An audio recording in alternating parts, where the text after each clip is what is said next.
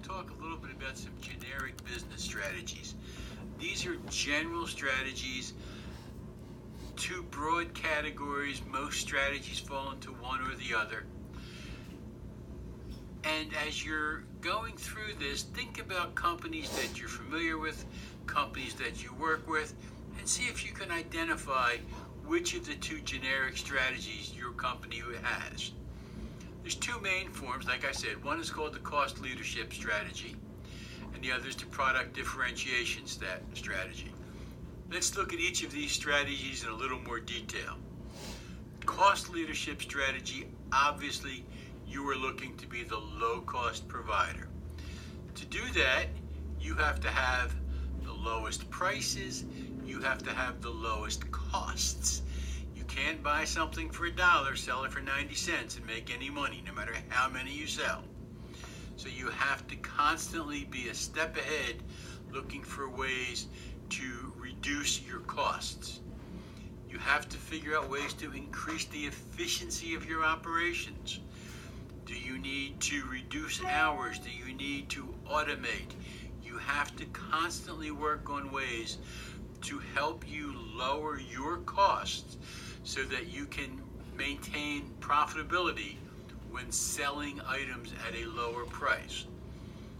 Companies that have done this very well are Walmart, Dell, Foxconn, lots of companies. They focus on being the low-cost provider. Now, the other strategy is the product differentiation. This is where you don't care too much about the cost. You care a lot about having the new, the cool, the best, the greatest, the most innovative. Okay? Because if you have a truly superior product, or a product that your market perceives as being a superior product, you can make a better profit. And sometimes the difference in the product is more in the perception of the marketplace than in the product.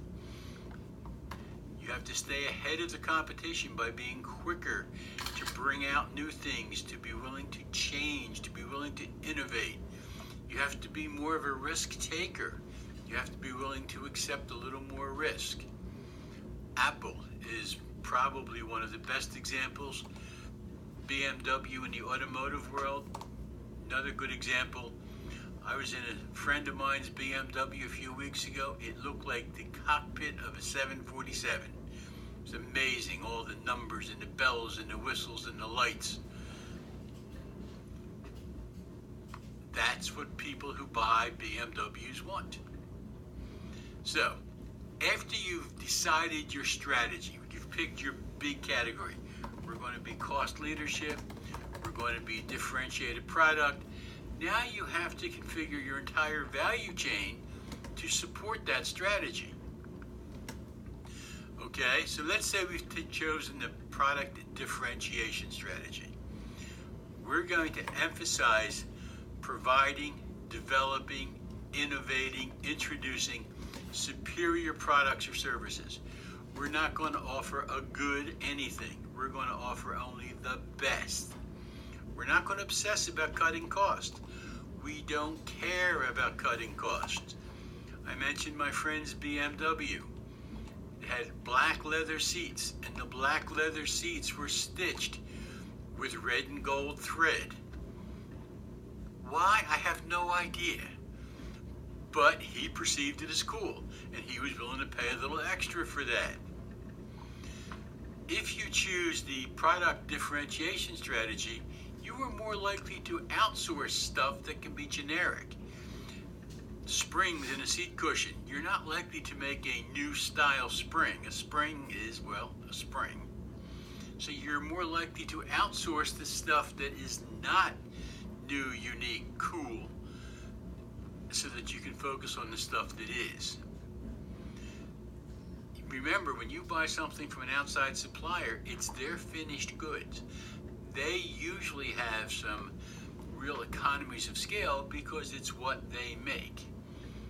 There's a reason why computer companies make computers and Intel makes chips. They have a competitive edge based on demand and their ability to make huge amounts efficiently.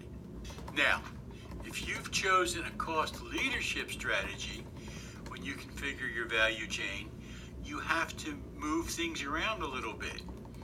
Okay, because now instead of focusing on the new, the cool, the hot, the innovative, you have to focus on efficiency. How can you reduce costs throughout your value chain?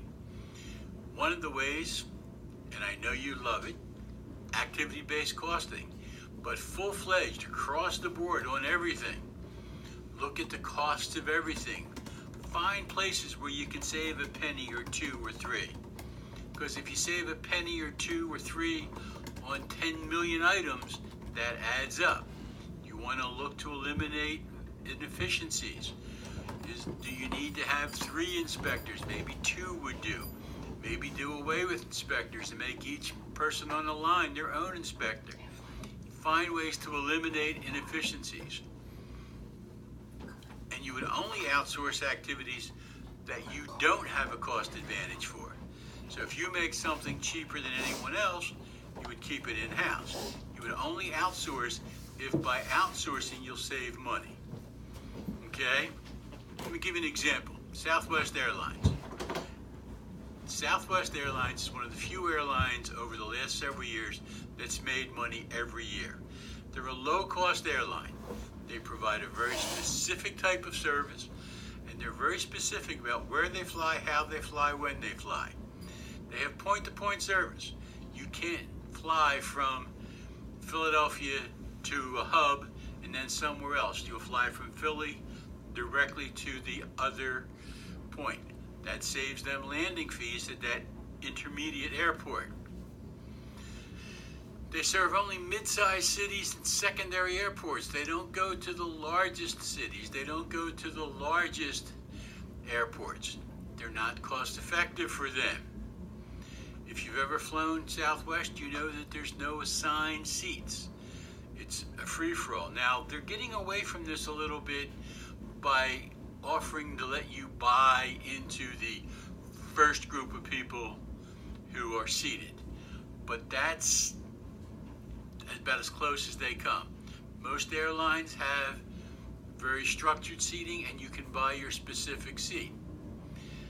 Most airlines fly whatever airplanes are available when they need them. Southwest flies only Boeing 737s. There's 3 models of them, and the models differ only in the length of the fuselage and the number of seats. They all have the same engines, they all have the same nav systems, everything's the same.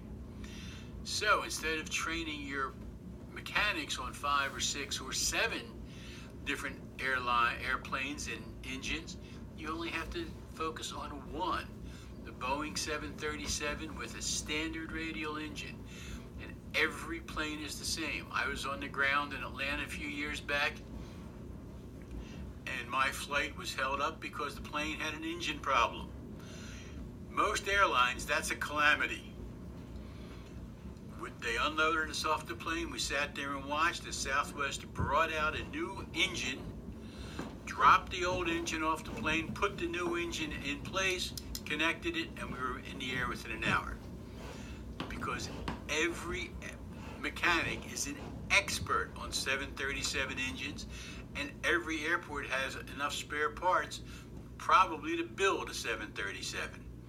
That's their strategy. Now, the next slide I'm going to show you is ugly. Sorry. But this is Southwest's strategy laid out in the map, and this comes from a fellow at Harvard his name is Michael Porter. If you take a look at that, the big blue bubbles are their overall strategy, and the green bubbles are the items in the value chain that support the main parts of their strategy. You might want to print that out and take some time to look it over.